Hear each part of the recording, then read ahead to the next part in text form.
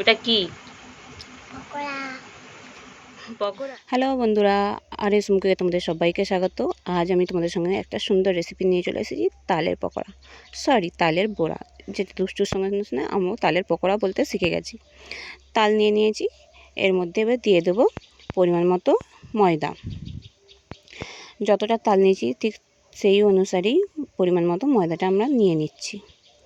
তারপরে ভালো করে চেলে নিচ্ছি ময়দাটা।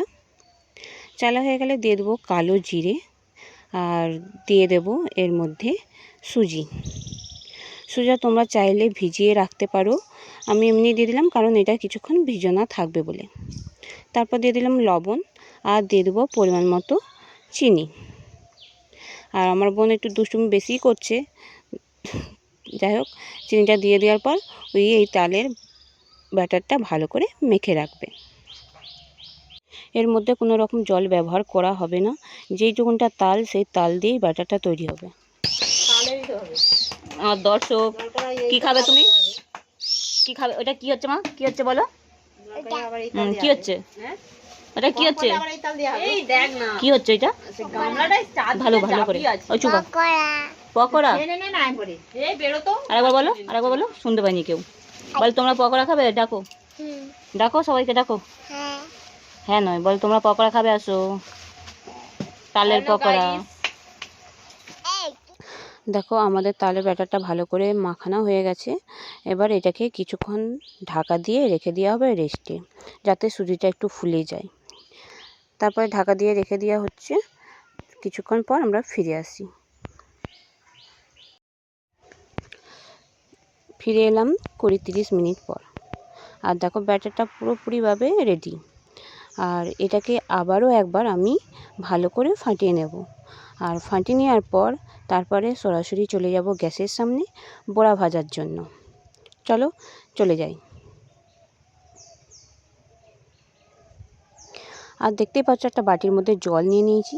জলটার মধ্যে একটু হাত ডুবিয়ে তারপরে ব্যাটারটাকে এইভাবে ঠিক বড়া সাইজ করে তেল গরম করে তার মধ্যে ছাড়ছি। তোমরা দেখতেই পাচ্ছ কিভাবে বড়াগুলো ছেড়ে দিলাম। গরম তেলের মধ্যে ছাড়তে হবে, গরম যখন তেল হয়ে যাবে সেই সময় বড়াগুলোকে ছেড়ে দিতে হবে। তারপরে ছেড়ে দেওয়ার পর আলতো হাতে হালকা হালকাভাবে উলটপালট করে নিতে হবে বড়াগুলোকে। উলটপালট করে ভালো করে লাল লাল করে ভেজে নিলেই রেডি হয়ে যাবে তালের বড়া।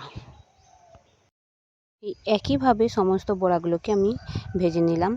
আর আজ অনেকগুলোই বড়া হয়েছে, যেহেতু আমার দুষ্টু আমার বোনেরা আছে সেই জন্য অনেকগুলোই বড়া তৈরি করে ফেললাম। চলো তারপর খাওয়ার পালা। আর তোমাদের রেসিপিটা কেমন হয়েছে সেটা অবশ্যই কমেন্ট করে জানিয়ে দিও। আর সাবস্ক্রাইব করতে হবে সেটা অবশ্যই তোমরা জানো। শেয়ার করে দাও বন্ধুদের সঙ্গে। চলো এবারে খেয়ে নেওয়ার পালা। খা নে, ওইটা নে।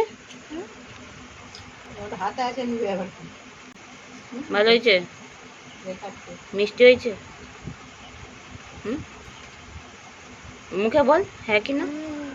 বল হ্যাঁ। ওটা কি? পকোড়া।